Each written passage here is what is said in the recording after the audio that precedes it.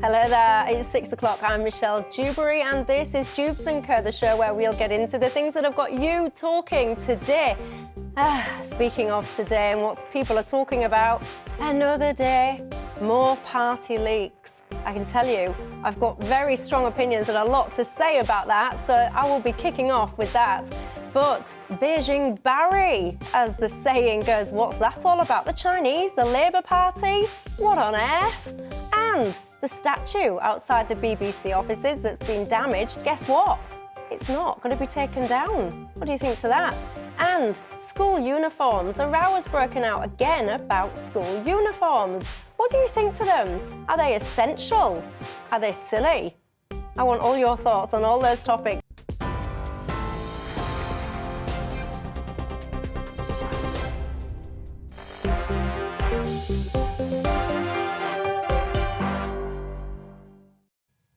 Hello there, welcome back and thanks for that. With me until 7 o'clock, keeping me company, my panel, Lord Daniel Moylan, who's the former advisor to Prime Minister Boris Johnson, Nabila Ramdani, journalist and broadcaster, and Frank Freddy, author and academic. And you know the drill on Dewbs Co. It's not just about us and what we're thinking. It's very much about you as well and what's on your mind. I want your thoughts on all of the different topics that we cover tonight. You can get in touch with me, gbviews@gbnews.uk, or you can tweet me at Michelle Dewbs or at gbnews. And of course, we're everywhere, aren't we? We're on Facebook, Snapchat, TikTok, Instagram. You can find us anywhere, so do get in touch and let me know what you're thinking about. But I'll tell you what I'm thinking about today. Now, you might want to get a cup of tea and sit down because I tell you, I've got a lot to say because today the media is yet again filled to the brim with more leaks of parties during lockdowns. Now, if you're somebody who wants all the details, you will find them pretty much everywhere. They're on every single news website, in every paper, and on every TV channel, back to back. The details are all there in minute detail. But if you'll forgive me, I'll spare you that and tell you the short version. It's basically details of more parties, gatherings, work dues, call them whatever you want. They've been leaked again today. This time, civil servants and shock, horror, and even worse for some people, on the eve of Prince Philip's funeral. The media has predictably gone into overdrive. The images of that heartbreaking scene of the Queen alone at her husband's funeral and an apology issued by Number 10 to the Queen. Now, my heart breaks for anybody whose loved ones were forced to die alone, for those who couldn't attend a funeral, for those who had to give birth alone or couldn't visit loved ones. The list, of course, goes on. I myself, in fact, was hospitalised for a month during this pandemic and denied a single visitor. It was one of the hardest experiences of my life and one which continued when my baby was in intensive care for weeks and I was forced to be there alone without any support because of the rules. Many of these rules were inhumane. There is no other word for it.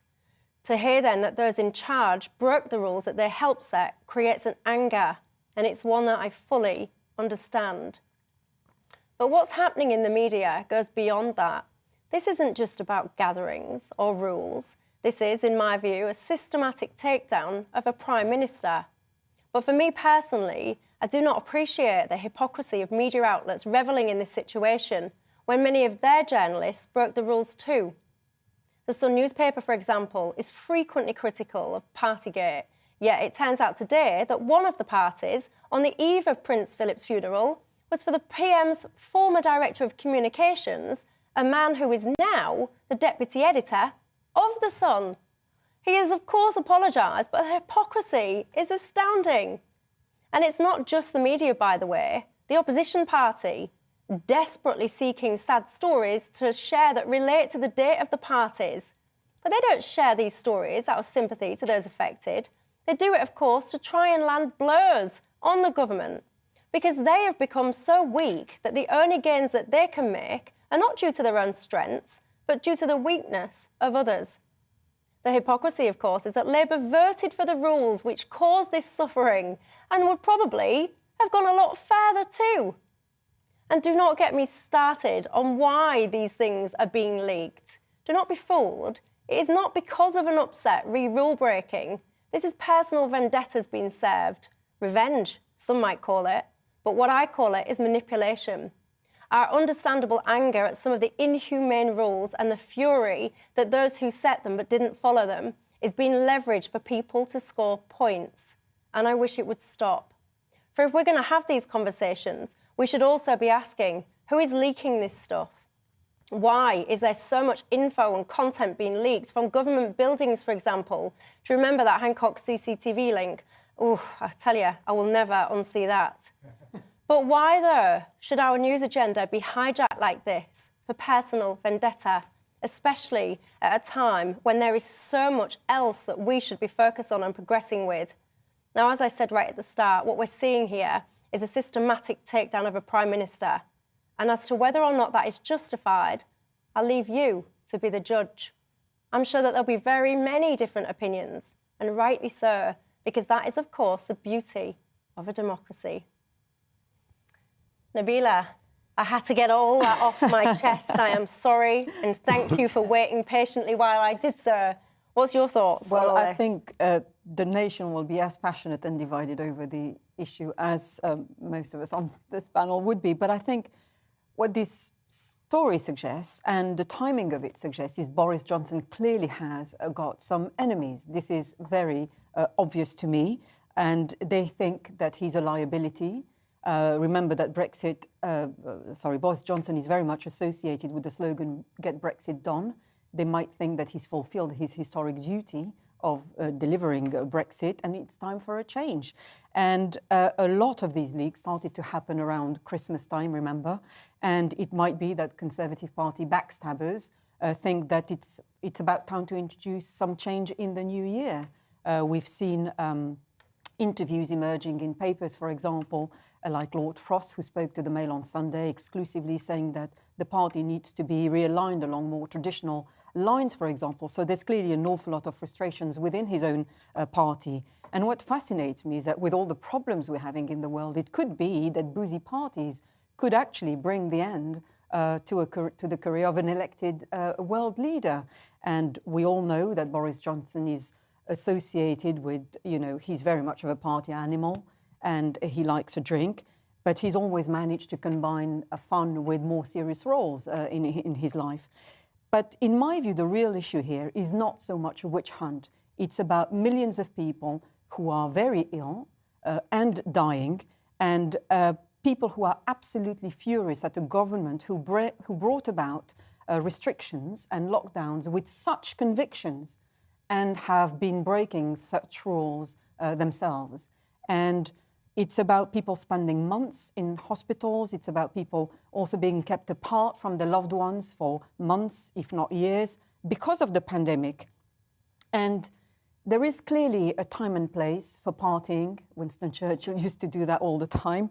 But I'm sure, even though there are people who are quite amused by the antics that have been associated with this whole story about smuggling booze at Downing Street, the salient point here is about millions of people who are still suffering from the pandemic, a pandemic which is still going on. Well, yeah, and I have to say, when it comes to these rules, one of the things that this whole thing has taught me is I was terrified of COVID at the start of all this. I just mentioned there, I was hospitalised, I was pregnant, I was terrified. But it's made me realise that actually the people closest to the data, those in the know, if you like, they clearly weren't that terrified, or else they wouldn't have been mingling and mixing as much as they did. Frank, your thoughts? I'm really furious at the parties, mainly because that's what we should have all been doing at that time. I think the rules were over the top. I think it was quite unreasonable, for example, to prevent people from socializing in the outdoors. I'm very angry when I saw people being arrested pretty much on the same week as Boris and his mates were partying. Well, what I'm really furious about is not the partying, but the way in which snitching has now become a kind of an art form which is practiced by individuals. Because you see, what I'm really worried about, when you take a step back, is that the British state, is leaking left and right. And if they can leak news about a party, what about state secrets that are really quite important? Indeed. That are to do with security or terrorism or even about economic policy? And what I'm really concerned about is that while the media is going gung-ho in trying to target sort of Johnson and his coterie, what they are never really discussing is how can you run a government when everything you say becomes public knowledge the day after you said it. I mean, it really is worrying when WhatsApp messages and emails sort of transmitted by our leading politicians become public property, because that basically means that there is no longer such thing as a state secret. And we don't ask the questions what the motives are of these individuals, then we end up in a situation where the people that are exposing this are, in my book, far more malevolent than the people that are out there partying. Now, Daniel, I saved you until the end there, because you are a Tory life peer now in the House of Lords. You're a former advisor to Boris Johnson. I'm fascinated to hear your take. Well, going back to your original point, Michelle, first of all, this clearly is coordinated, and it is part of a campaign which has come in waves every 2 or 3 months of attacks, blitzes, some of which stick. It was wallpaper at some stage and so on. Some stick, some don't. And it's coordinated by somebody who is trying to bring the Prime Minister down, or some group of people. And we don't know who they are. If they succeed, of course, I bet they'll be falling over themselves to come out in public and claim the credit for it, but we don't know who they are now. But it's definitely a coordinated attempt to bring him down. The second thing is, I think there's a really interesting parallel here with the United States, because the Democrats who tried to bring down Trump during his 4 years in office, for example, by spending 2 years accusing him of being a Russian agent, when of course it turned out there was no evidence to support that at all, and nothing in the case at all. What they were doing was new, and they're applying the technique here as well. They were not opposing a president on his policies. They were trying to delegitimize him, to say that he shouldn't have been elected in the first place, that his election was somehow invalid. And that's the technique that is being applied to Boris now. It's not that they oppose his policies. I mean, they do some and other. That's perfectly legitimate. Oppose the government's policies. That's democracy. That's fine. It's to try and make out constantly that he's unfit for office. The way they use the word liar the whole time, when actually there isn't a lot. I mean, Boris uses loose language. There's no evidence that he's a systematic liar. These are people who would never use the word liar against Tony Blair, who certainly did present facts to us which turned out, as he probably knew, not to be correct. But constantly trying to make out that he's unfit for office, not because they oppose the policies, but because they've learnt from the Americans. And I think this is a very dangerous precedent, because, of course, two can play at that game. And if this is how politics is going to carry on in this country, it's going to be very dangerous for democracy. You delegitimize the elected Prime Minister. His legitimacy is being elected. You have to respect that in a democracy. Maybe there is a case for bringing him down for all the right reasons. And maybe there is a case of people internally questioning his common sense, questioning his policies at a time when a nation is going through very, some hardships. Yeah, and there's a very good method to bring him down, a democratic method, which is to vote him out at an election.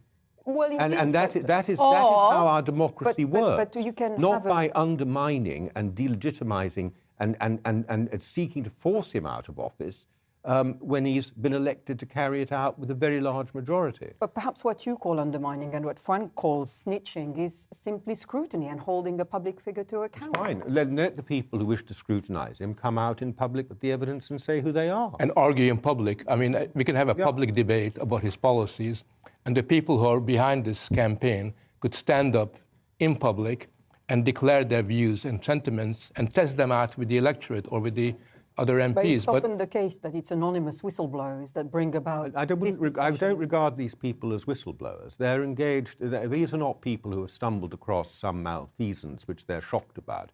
This is clearly a systematic campaign running over the course mostly of the last year. The information has been stored up and is being released, and I think you recognize that as a journalist, is being released to order, so to speak, on a drip basis. And then if he survives this, they'll go quiet for a couple of months and it'll start again on another topic. Oh, there is definitely an agenda, but all I'm arguing is it might be a legitimate one. Well, I don't understand. But there's nothing legitimate in a democratic could be society, behaved. open I mean- society, to behave in this underhanded manner. Because if you do that, then you're relying upon essentially forms of manipulation and psychological warfare rather than a rational engagement with the public about issues of the day. And I think that's what they should be doing if they are genuinely concerned about his policies. Because we take prime ministers down not because of their personality, but because of their policies being wrong or their ineptitude. Yeah. And that hasn't been demonstrated.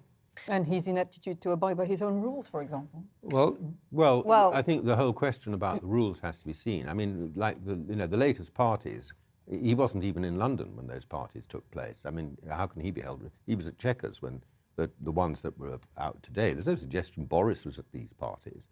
And even if he was in the building, was he expected to keep running down into the base? I believe they started in basements. Is he meant to go running down to the basements to check them the whole time? Well, he's apologised himself, so there is an amount. He hasn't of apologised for these parties particularly because he wasn't at them. He's apologised for the party he attended for 25 minutes in the garden. There you go. And I think there you go. You see, there is a mix of different opinions, isn't there? Here and at home, Graham and Anne have been in touch saying, well, regards snitching, Michelle, simple. If you don't do things wrong, then there's nothing to snitch about. Alan has said, if MPs are found doing nothing wrong, then why does it matter? Sorry, if MPs are found to be doing wrong, then why does it matter why and how it's exposed? Alan says, another party, is this the best they've got? They must be desperate to keep trying to use this as a weapon. Mark says, dear Michelle, your analysis at the start was absolutely correct. Whereas Alan has said, my view is that Michelle's monologue was completely ridiculous. There you go. As I said, lots of mixed opinions. Do keep them coming in. Going to take a quick break. And when we come back, we'll be talking about China, Labour, Beijing Barry. What on earth is going on?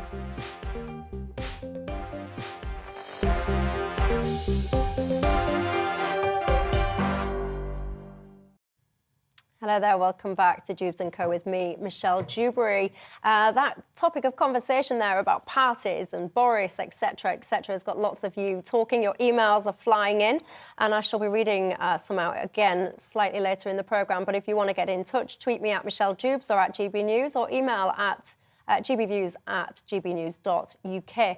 Let's move on, though, shall we? There's another story that lots of people seem to be talking about today as well. Labour ex-Minister Barry Gardner received more than £500,000 from an alleged Chinese government agent, Christine Lee. Now, I have to say, Gardner has admitted that he did discuss policy with her, but he has insisted that the agent gained no political advantage for the Chinese state. China has denied anything like spying allegations last night, saying that it had no need to buy influence in any foreign parliament. Do have to be clear, of course, that it wasn't just Barry Gardner that received funding. Funding seemed to be going in different directions, albeit to much, much smaller amounts. What's going on? Should we be trusting China? Daniel? Well, we don't trust China, I hope. I mean, the Chinese government has become highly autocratic over the last few years under the current president. And so domestically, it's become an almost total surveillance state. And it has used its power to crush any possibility of resistance to its rule amongst the Uyghurs. And then we've seen even more graphically what they've been doing in Hong Kong, contrary to their agreement with the United Kingdom, over the last couple of years. But their ambitions outside China are just as frightening in many ways. They're highly military ambitions as far as the Pacific is concerned.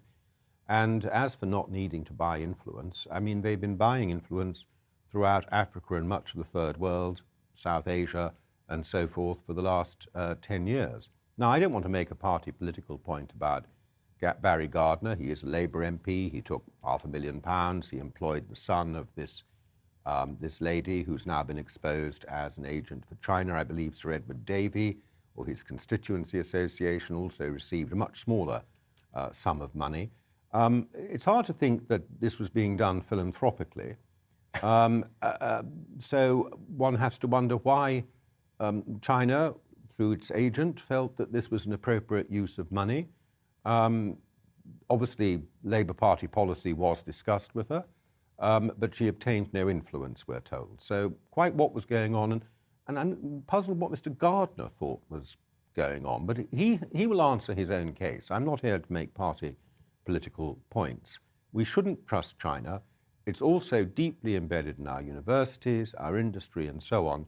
We need to be very clear that this is a dangerous dependency we are developing, and we need to wean ourselves away from it. Indeed. Frank? Well, there's two broad points. First of all, I'm against allowing foreign agents to make political donations, which is going on in any case, not just China. Middle Eastern interests, other interests are always giving money to politicians, and I'm very suspicious of that. But I think more importantly, we now have a lot of evidence in countries like Australia, where what happened in the case of Barry Gardner is been very much the norm. A lot of politicians of both parties in Australia have received large amounts of money from China. And you can almost see a kind of semi-takeover of Australian political institutions under Chinese influence. And the point here is that what I'm really kind of concerned about is that because the West has become so addicted to China, particularly in the domain of trade and in economics, we're literally opening up our gates to the point at which universities, I work in a university, and the influence of China in higher education is phenomenally important. They play a very important role in giving money to British universities, and they're getting their hands on innovations that are being made by British academics. We see a situation where industry, a lot of people working in industry and in science, have lost sight of the fact that their interests are not the same as that of China. And almost imperceptibly, we have a world where, through the use of financial instruments, China has established a very, very strong foothold in Western Europe, but also in Britain. I think that's something that should worry us. It isn't just Gardner, it's a much broader point that we should be worried about. Nabila? Yes, I agree with that. I think China is one of those vast and hugely important nations that we don't really know much about, and we associate it with communism and, as Daniel said, all kinds of repressions, and of course it's now infamously linked with spreading the coronavirus pandemic. But despite of all this, we have natural and obvious allies such as America, who tend to get a lot more criticism. I'm not surprised at all by the fact that China is spying everywhere. It's very well known. It's a Marxist-Leninist regime, and that's what Marxist-Leninist regimes are very good at. And technically, we could say the First Cold War is over, but it does actually continue in many different ways. And I think the whole point about an ideologically focused country like Russia, where one single party only exists, it's that it wants to shape the world along its own lines, and it requires constant spying and indeed constant information about the opposition. What is interesting in this case, however, is that the spying has been done by a live person. And, so much spying nowadays being done by drones or indeed carried out by computer bugs and technology in general. So this is an interesting aspect. It's actually an old-fashioned way of doing the spying. But to be perfectly honest, I think we're all spied under by authorities all the time, and there's very little we can do to stop foreign powers joining in. I think it's a little unfair, a little inaccurate to say this is spying, because if you wanted a lot of secret information, you would not spend £500,000 buying it from Barry Gardner, because he hasn't got any secret information. This is not so much about spying, this is about the purchase of influence. And it seems to me, he has said no influence was purchased and he must make his case. But in leaving him aside, just as a general picture, and Frank mentioned Australia, China would like to run the world, so to speak, without having to conquer it. So what it wants is deference. And what it wants, say, from Australia is it doesn't mind how Australia runs its politics on most issues, but on the matters that are important to China, it wants respect and deference from other states. And that's what the whole of the Belt and Road, the policies, the investments in Africa, in Sri Lanka and elsewhere, is to remind them that they'll be reminded on a matter that's important to China, listen up, remember us, we're here, you've let us in. That's the problem. I think the influence is really important because what China is also doing is setting up these academic institutions, Yes. Confucius institutions all over the world, whose objective is to sell China as an ideal, as an intellectual, moral ideal for the rest of the world. And I think that's part and parcel of its foreign policy. It's what China is trying to achieve is their equivalent of American soft power.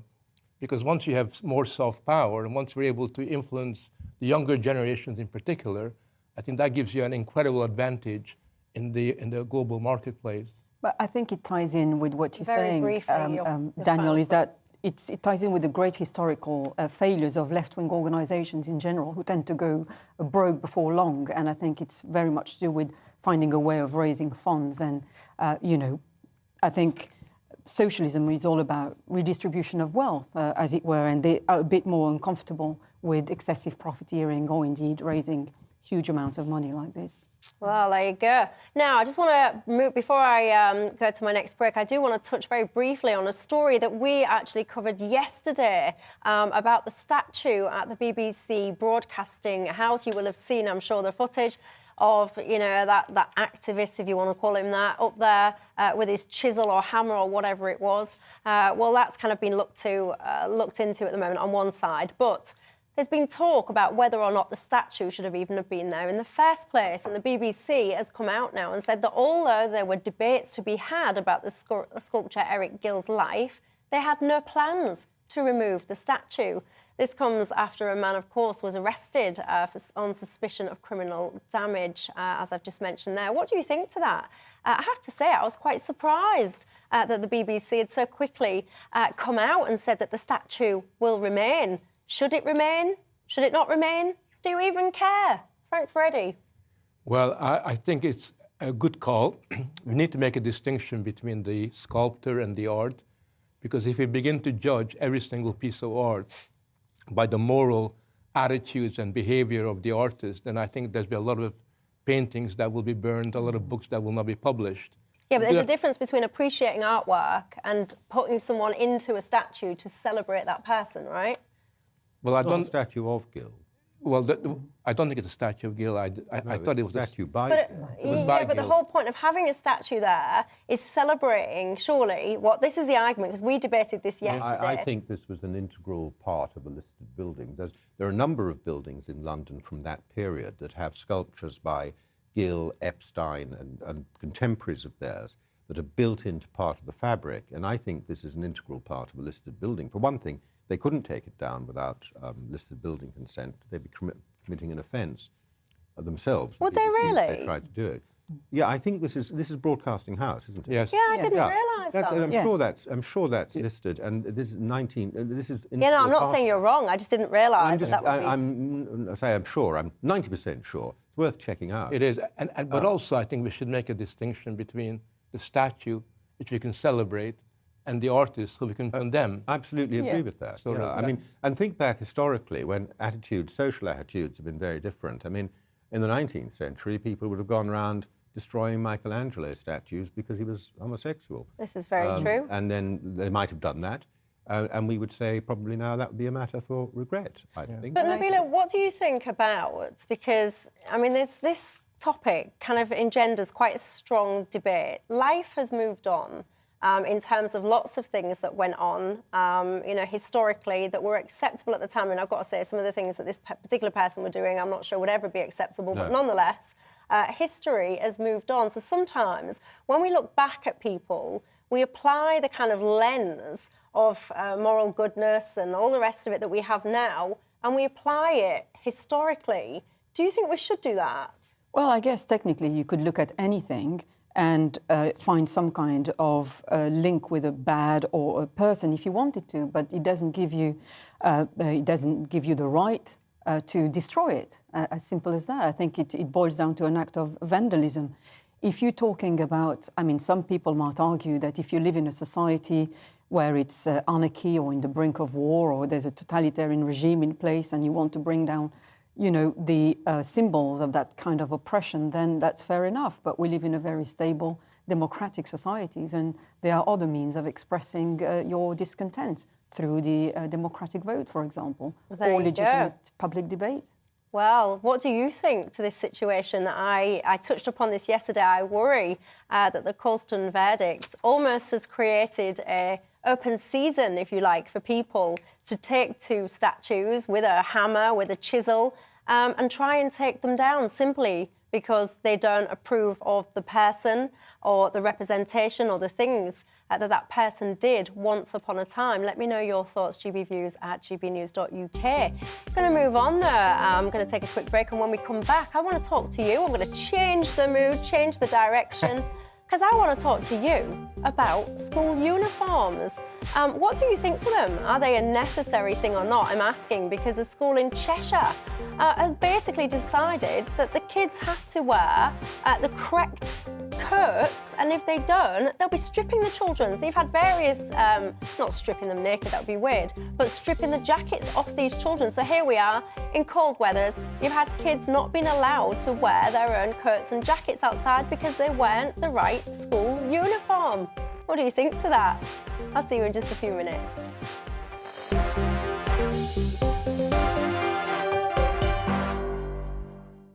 Hello there, welcome back to Dewbs Co. We was just continuing our conversation there, the one that we were just having a second ago about statues, and can you kind of separate a person, the person's art, their achievements, from some of their personal activities? And we were just talking, of course, about the font.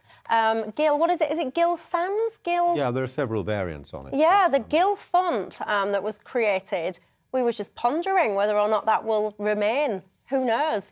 Anyway, I just wanted to come back to another point we discussed on the show yesterday. We were talking, of course, about the self-isolation rule changes, and we had a doctor on as well. And one of the conversations that we had was around the rule changes and how they applied to so-called fully vaccinated people and not vaccinated people, or not fully vaccinated people. And I have to say, I think there's been quite a lot of misunderstanding around the rule changes. The doctor that we had on suggested that the rule changes didn't apply to those people that were unvaccinated, and lots of the media have reported the same, suggesting that the rule changes only occurred for so-called fully vaccinated people.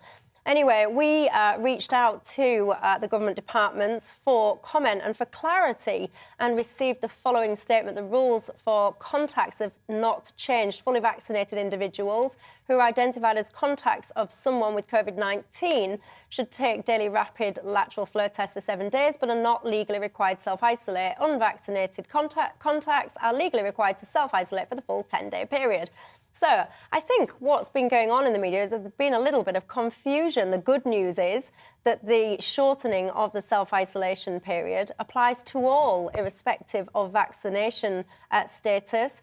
The other flip side of this is, as I've just been mentioning there, for the contacts of, so not a positive case, the contacts of, the full 10-day isolation for the unvaccinated remains. I just wanted to add that point of clarity because I do think accurate information is very important. Anyway, let's move on, shall we, and talk about school uniforms. What do you think to them? Many think that they're quite controversial. I don't. I actually think they're a good idea and a tool to prevent bullying, if you ask me. But the average school uniform costs £337. And of course, that means that many parents will struggle to afford that, especially if you've got more than one child. And it's reported this week that pupils at a high school in Cheshire had their coats confiscated by teachers after they breached branded uniform policy. But parents say that the school coat was an optional part of the uniform. It just got me thinking about this whole kind of uniform conversation. Do you think that we should still have them? Are they really necessary or not, Frank? Well, I think one of the biggest problems in British education at the moment in schools is school discipline. I mean, that is a really big issue because it's very difficult to teach properly. It's very difficult to get young people to become inspired by ideas when you have a continuous undermining of discipline by a section of young people. And I think that because of the problem of discipline, school uniforms are really quite essential. I think school uniforms create a context and an environment whereby there's a certain expectation of of common behavior. I think that very often when you see children all wearing the same clothes, there's far less scope for bullying or lashing out at one another, making fun of each other's clothes. But most importantly, from my experience going around schools, is that very often kids develop a pride in their education through the clothes that they wear.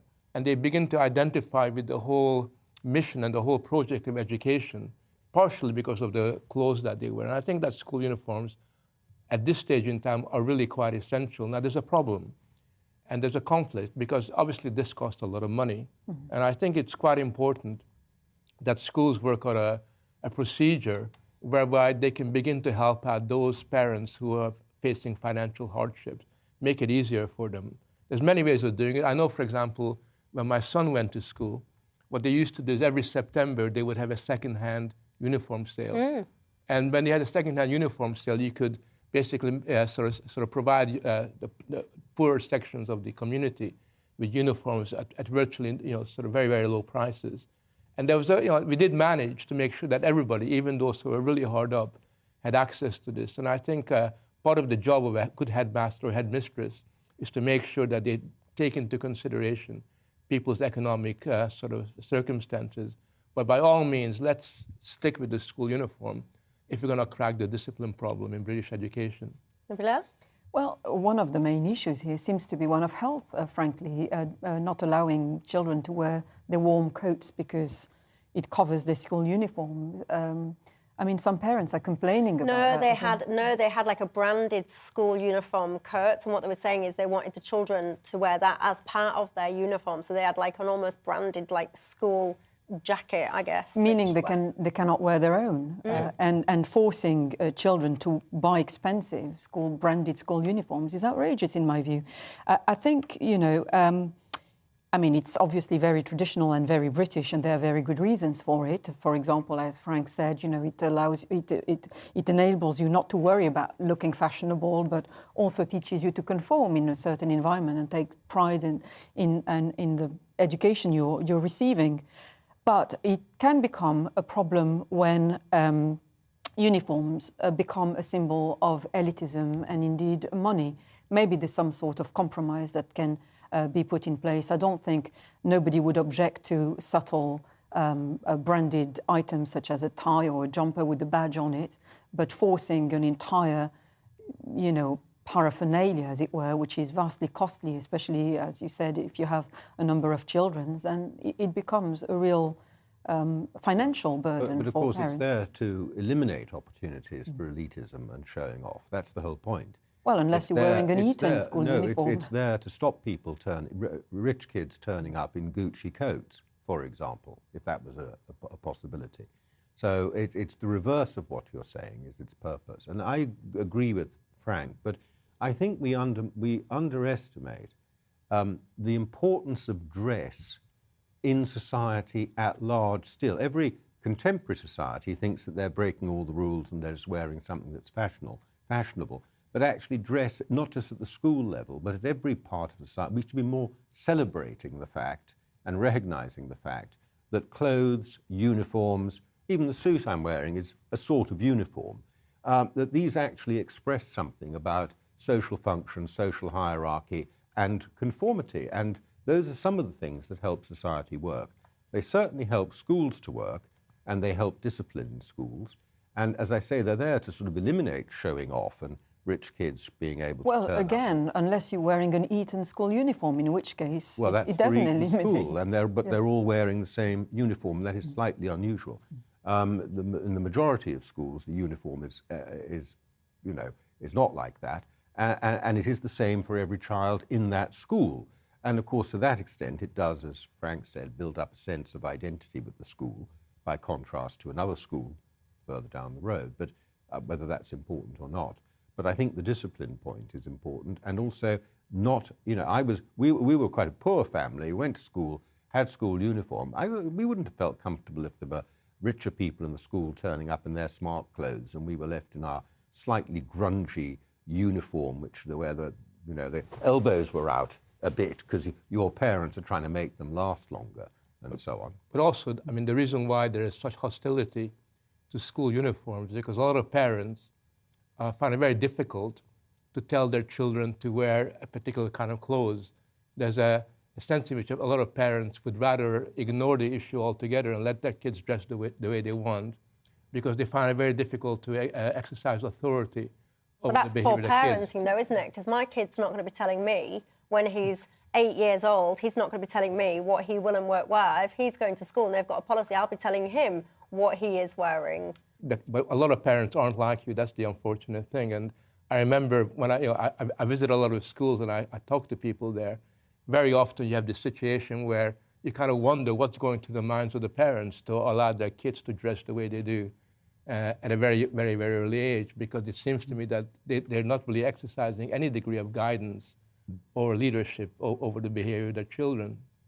Well, Elizabeth has written in, and she's got an interesting point as well. She's just saying it's not just about discipline and behaviour, etc. in school. She says it also makes it easier to control behaviour in the streets because it gives an identity, I guess. And yeah, I suspect if you do have a kid that's misbehaving and you can identify which school he or she is from, then you can try and take action against it. Whereas if there's just some random kid doing stuff that they're not supposed to, I suspect it makes it much harder. But of course, they have to be affordable. A lot of people don't just have one child. As we mentioned, £337. Johnny has been in touch saying, but Michelle, if you can't afford to pay for stuff like school uniforms, don't have kids. He says children are a luxury, not a necessity, and it shouldn't be up to the rest of society to pay for and bring up other people's kids. There you go. That's says Johnny there on the email. I put up a little poll as well on the GB News Twitter earlier on asking this exact question. Do you think that schools should still have uniforms? So far, the answers are in. Nearly 92% of you say yes, you think that they should. Whereas 9% almost say no, you shouldn't. That poll's still open, I think. So if you do have a strong view on that, get in touch and let us know. Matt says, I agree with uniform, but why not just make it simple and cheap, like a jogging bottoms, fleece, and a blazer, etc. Why are they all so expensive? And I have to say, £337, that is a lot of money. And you would surely think that a school, one of their core objectives, if they have this policy, is to make it accessible and affordable to all. What would you pay to clothe a child to go to school if there wasn't a uniform? I genuinely want to know. Well, I grew up in France, for example, and there are very few school uniforms, but I can assure you that pupils often wear the same kind of sports gear or casual clothing, and we all end up looking uniform anyway. You have to spend something. You're not going to send the child to school naked. So what would you spend, Michelle, you're a mother, what would you think you'd spend to kit your child out to go to school? Well, bearing in mind the weather, they've got to have a coat, they can't just go in a T-shirt. Yeah, you've picked the absolute wrong person to ask, as I am the tightest mum in the whole world, much to the embarrassment of my partner. So I would think to myself, well, it's only school, he's going to do whatever he's going to do to his trousers. So I would have very cheap clothing, and I'm also one of those mums, I'll be honest, Daniel, and I will be buying about 3 sizes too big so that he'll grow into it. So my poor kid will be going to school with sleeves flapping around here and lengths that he's tripping over. So I'm probably the wrong parent to ask. Psychologically damaged, of course. I know, poor kid. Yeah, my son will struggle for the wrong reasons. But I don't know. That is an interesting question, though. Get in touch. You tell me. You would spend some money, wouldn't you? It's not £337 that you would get back if there was no school uniform.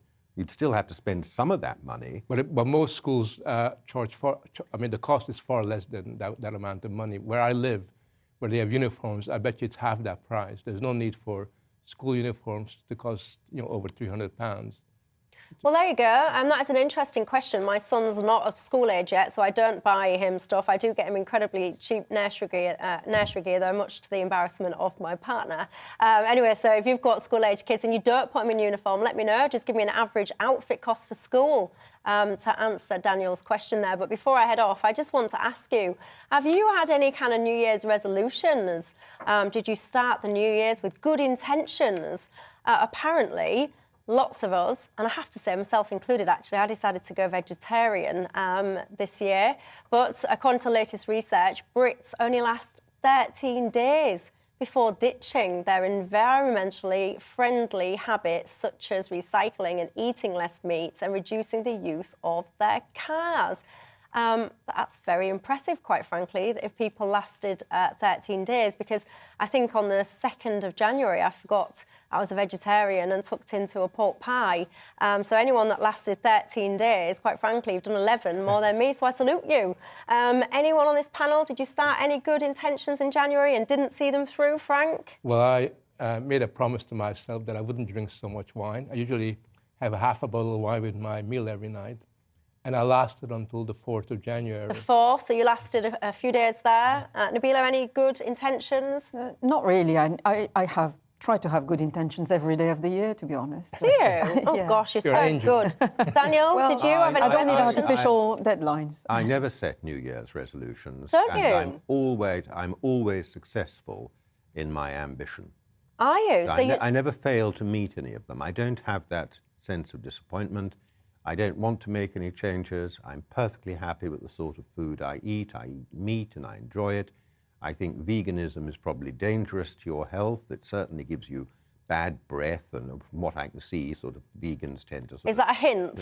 I've got to say, he says giving up meat gives you bad breath. I do have to caveat this. I only lasted 2 days, so I don't think he's talking about me. They start to get anemic and and their joints go.